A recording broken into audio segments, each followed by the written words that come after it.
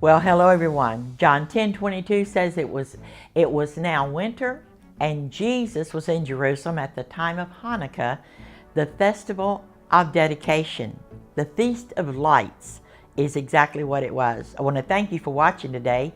We're entering into another wonderful holiday season, a time to reflect, a time to celebrate, a time of Thanksgiving, a time for family, and a time for joy, a time to be reminded that a king is born.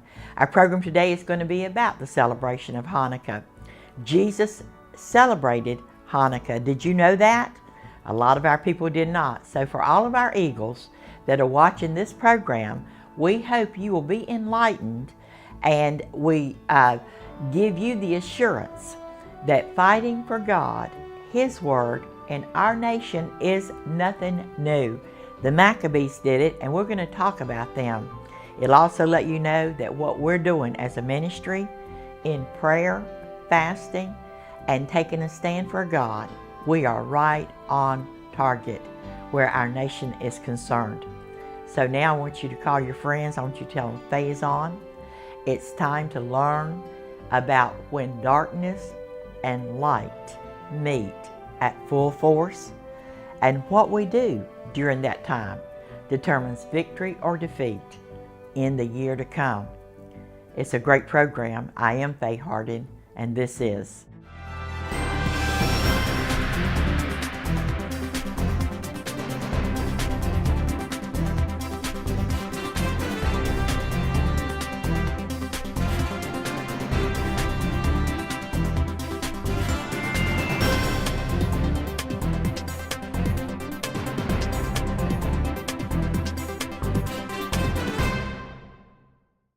Well, it's exciting to begin to talk about the Maccabees again this year. I touched on this in last year on our program, and people really did enjoy it and got a lot of information because of the content and the context of what Hanukkah is all about. And in this program, we are going to discuss the Maccabees. We discussed the temple being lit, the candles, the lanterns being lit and lasting for 8 days, but we really don't get into the depth of the personality, the character, and who the Maccabees were, and exactly why they were driven outside their homes and in order to worship God. But it so is apropos of what we are experiencing right here, right now in America, that I feel like this is going to be very encouraging to you and this story. So please take a minute, sit down and say, Faye is on. We're gonna watch her today and hear what I'm saying. If you're not there, duplicate it. Just make sure that you can watch it at a later date. So you can also share it with your friends, because Christianity right now is in such a compromising state. There's very little being taught about Christianity, who we are, what we're doing, where we came from. So for those that are keeping up, I know this program is going to be a real blessing to you. We're starting again with the Maccabees. In the year 168 BCE, King Antiochus IV ruled over ancient Israel. He demanded that if you didn't pray to the Greek gods and share in his same culture, that you would be in trouble. Does that sound familiar? This was a problem for the Jews, who still wanted to partake in the Jewish traditions, like studying the Torah, celebrating the Shabbat.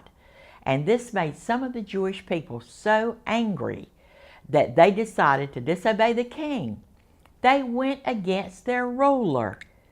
And we've got Christians today that do not want to go against leaders that are forcing this nation to sin, to compromise, to be disobedient to the God that gives them their faith and gives them life. Well, the priest Matthias and his sons were joined by other Jews to fight back against the king. And one son, Judah, aka Judah the Maccabee, stepped into the spotlight. It only took one leader. It only took one person to say, we're not going this way anymore. And he led all of his fellow fighters, the Maccabees, in an attempt to save their Jewish heritage, even as the king's soldiers rode in elephants to attack.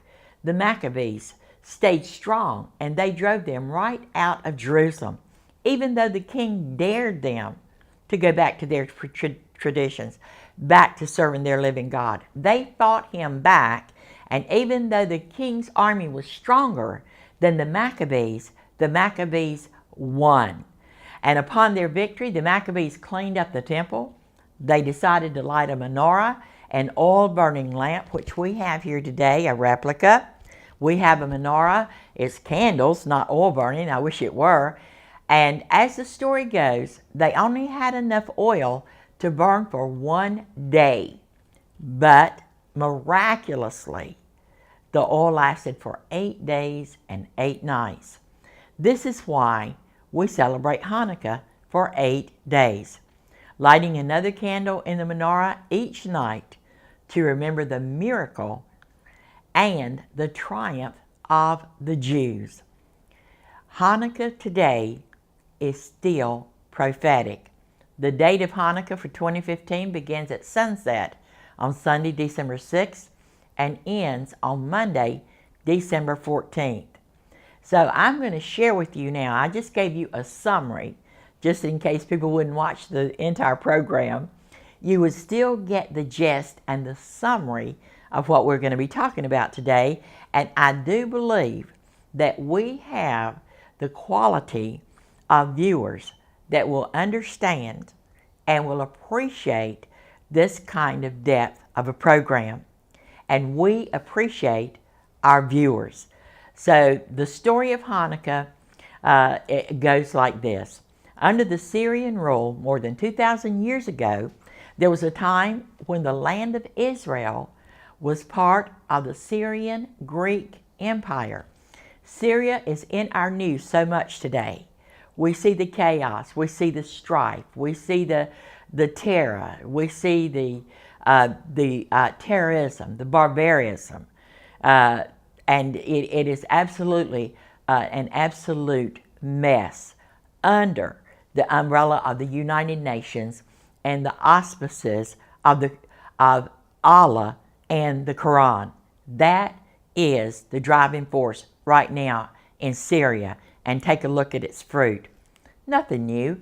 The Syrian Greek Empire dominated by Syrian rulers of the dynasty of the Seleucids.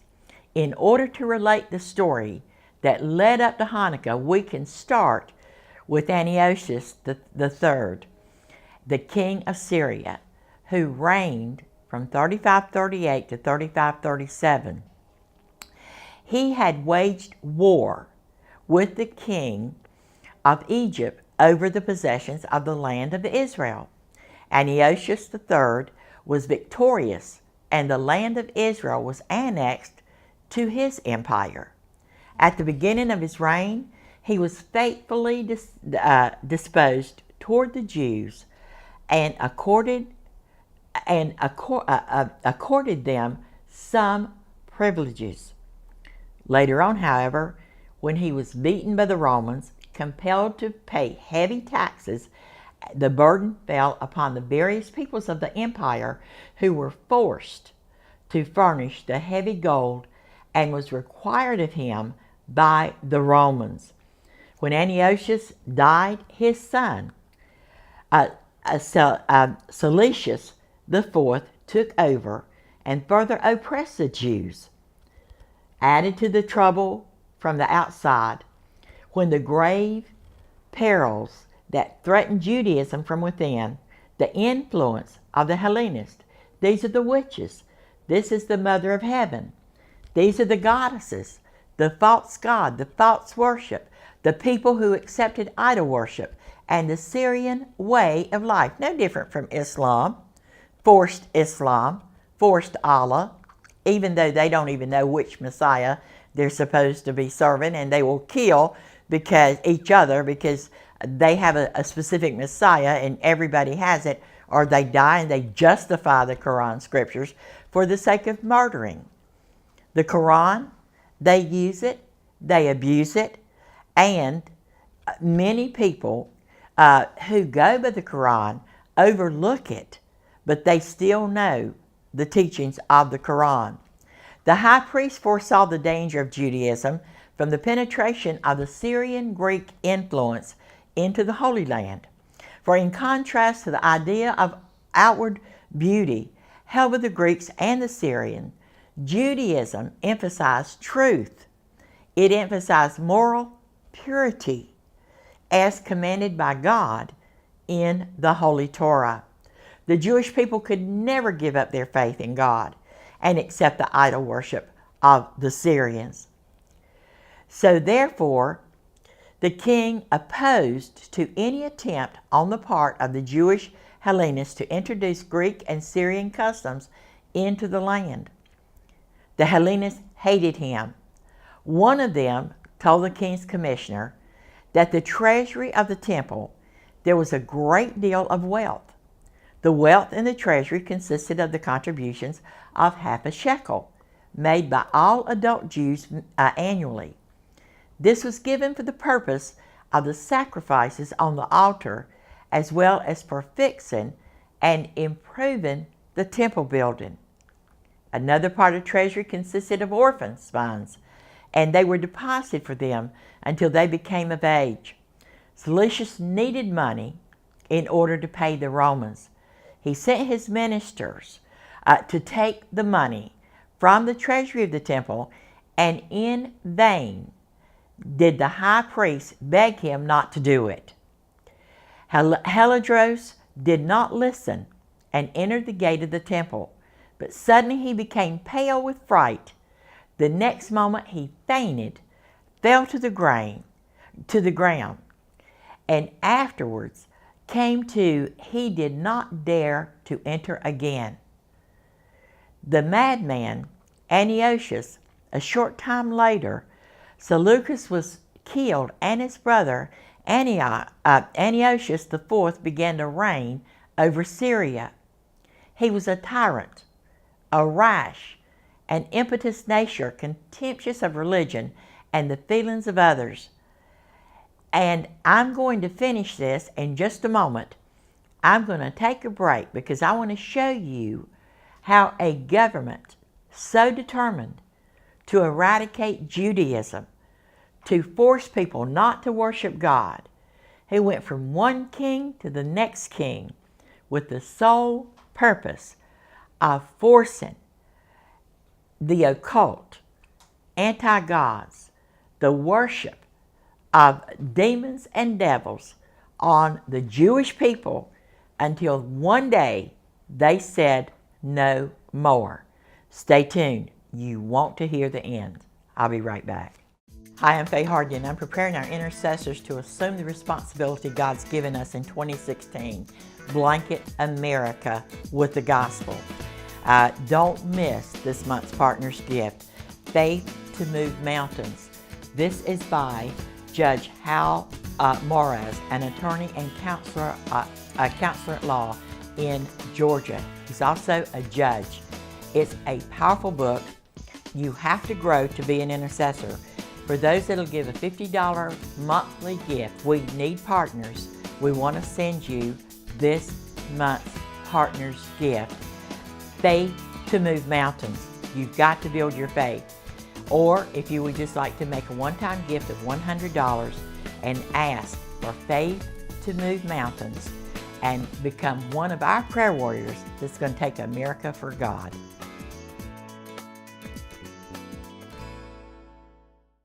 The reason that I'm doing programs like this is because I have met so many people who have literally lost hope, and they are struggling from day to day. Young couples just trying to make a lifestyle. We've got young single parents that it's impossible to even have a small apartment and have just the basics in life without so much stress.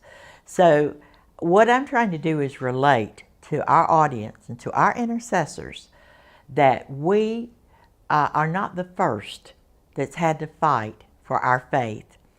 People fought before America became a nation. And I've given you so many examples of our founding fathers, the Pilgrims, and I've got a wonderful program I'm going to be sharing with you after the holidays about how we really didn't start at the beginning of America with our American history. My friend and co-laborer in the Lord has written a small book that I just read. I've had it for several months about the real beginning of America. Sarah Ballinger, the president of Capitol Hill Prayer Alert. You're going to be excited to hear even more information that God is unfolding to us. It's exciting to be a Christian. It's exciting to live for God, and it's exciting to know that our God reigns. It's exciting to know miracles. We can tell that this is what God is doing for us. Look at the people serving other religions. The religions are being forced on America and no different than were forced on the Maccabees. But the king, desiring to unify his kingdom through the medium of a common religion and culture, Antiochus tried to root out the individualism of the Jews. Individualism. We want a collective Christianity now. And that is what is being pursued under the umbrella of the United Nations, which has an occult religion that they promote, they fund, and it's acceptable. But Christianity is under assault. Why? Because we are not like everybody else. And we don't think like everybody else. So we have to be brought under submission. Well, that's exactly what was happening to the Maccabees.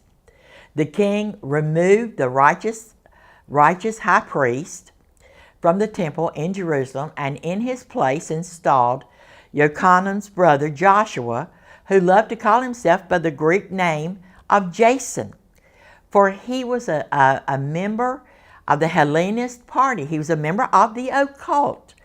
Now, you can be like Hillary Clinton. You can be a New Ager. You can be a progressive. You can be a semi-communist or a semi-socialist. No problem. Freedom rings. Do whatever. Just don't let the Bible have any influence over your life. And if you even say that the Bible should have influence over your life, then you need to be marked as an anti-whatever it is that they've decided liberty and freedom entails. Nothing new. The Hellenist, he used his high office to spread more and more of the Greek customs among the priesthood. Joshua and Jason was later replaced by another man. And it goes on and on and on. I have the complete report.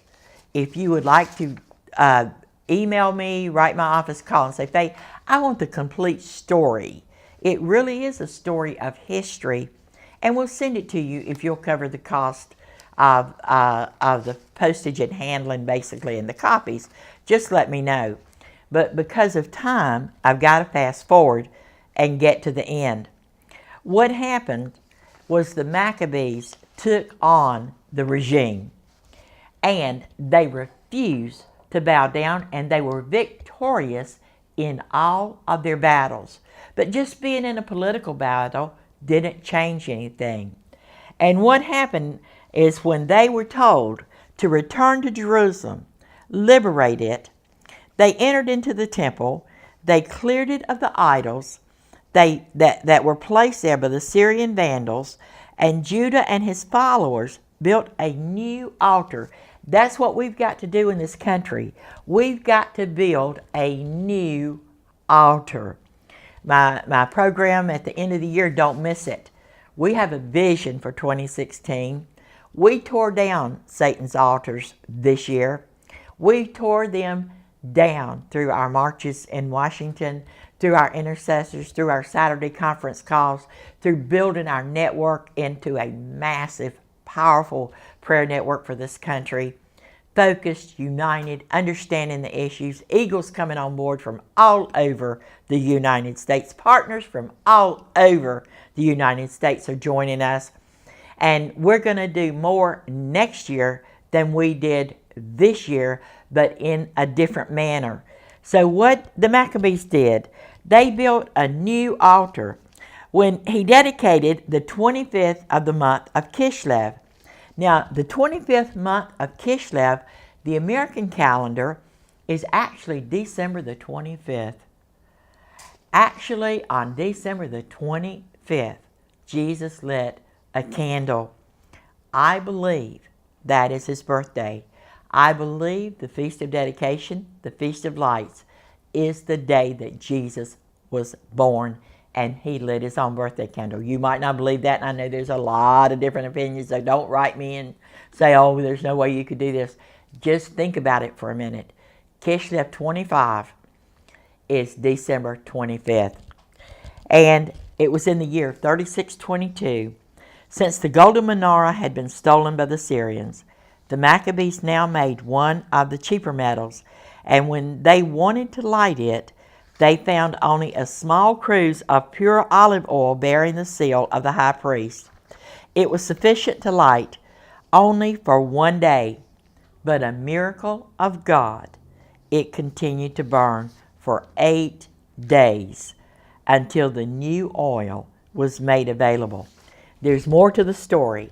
I'll be right back to finish it, but what we're going to do now is we're going to begin to light our menorah. And I'm going to give you one more point about Hanukkah that you won't hear probably on any other program.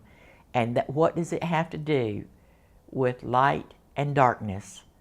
It has a prophetic meaning. I'll be right back. I want to encourage you today to get my DVD on Obamacare, The Untold Story. We uncovered in our research who wrote this bill and why. It merges the amnesty bill with the Obamacare bill for the sole purpose of establishing a one-party system. You see the people and the faces. It was not the Congress. It was unconstitutional, and this DVD will be a life changer for you, and you'll understand why seniors must get the facts. The DVD is available. Senator Ted Cruz says that because of this disastrous law, millions of Americans are out of work or unable to find full-time work. Seniors are dying at the hands of Obamacare. Get Obamacare, The Untold Story DVD today. Call Faye now. I realized last year that there was more to Hanukkah than we ever could imagine. And one of the things that is part of its history is that it marks the start of a month in the Jewish calendar, which is the month of Kislev is the 9th month of the year, and the month is therefore one of the darkest of the year, with the days progressively getting shorter and the nights getting longer. And this is one of the reasons that it was so profound when the oil in the lamp in the temple lasted for 8 days.